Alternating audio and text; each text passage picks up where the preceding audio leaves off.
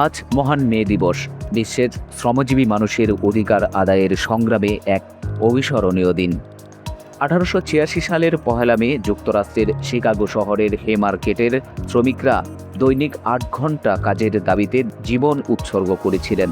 সেই আত্মত্যাগের স্মরণে প্রতিটি বছর এই দিনটি বিশ্বব্যাপী আন্তর্জাতিক শ্রমিক দিবস হিসেবে পালিত হয়।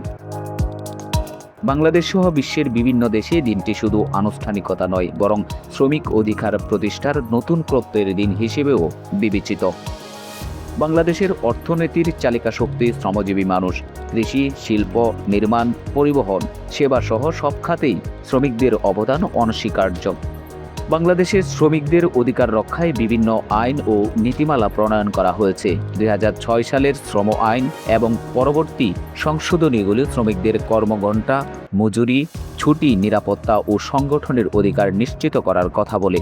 তবে বাস্তবতার চিত্র সবসময় আশাব্যঞ্জক নয়।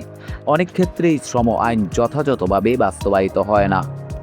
বাংলাদেশ সরকার ইতিমধ্যেই শ্রমিক কল্যাণের বিভিন্ন উদ্যোগ গ্রহণ করেছেন। সামাজিক নিরাপত্তা কর্মসূচি, শ্রমিক কল্যাণ তহবিল, স্বাস্থ্য ও নিরাপত্তা উন্নয়ন প্রকল্প, এসব উদ্যোগ শ্রমিকদের জীবনমান উন্নয়নে ভূমিকা রাখছে।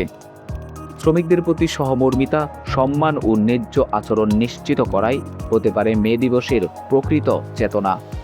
আন্তর্জাতিক শ্রমিক সংস্থা শ্রমিকদের অধিকার রক্ষায় বিভিন্ন মানদণ্ড নির্ধারণ করেছেন, যা অনুসরণ করা প্রতিটি দেশের জন্য গুরুত্বপূর্ণ। বাংলাদেশের ক্ষেত্রেও আন্তর্জাতিক মান বজায় রেখে শ্রমনীতি প্রণয়ন ও বাস্তবায়ন করা জরুরি, বিশেষ করে রপ্তানি নির্ভর শিল্প খাতে। মে দিবস আমাদের শুধু অতীতের সংগ্রামের কথা মনে করিয়ে দেয় না, বরং ভবিষ্যতের পথ নির্দেশ দেয়। শ্রমিকদের ন্যায্য অধিকার প্রতিষ্ঠা, নিরাপদ কর্মপরিবেশ নিশ্চিত করা এবং সামাজিক ন্যায় বিচার প্রতিষ্ঠার মাধ্যমে একটি সমতা ভিত্তিক সমাজ গড়ে তোলাই হতে পারে এই দিনের মূল বার্তা।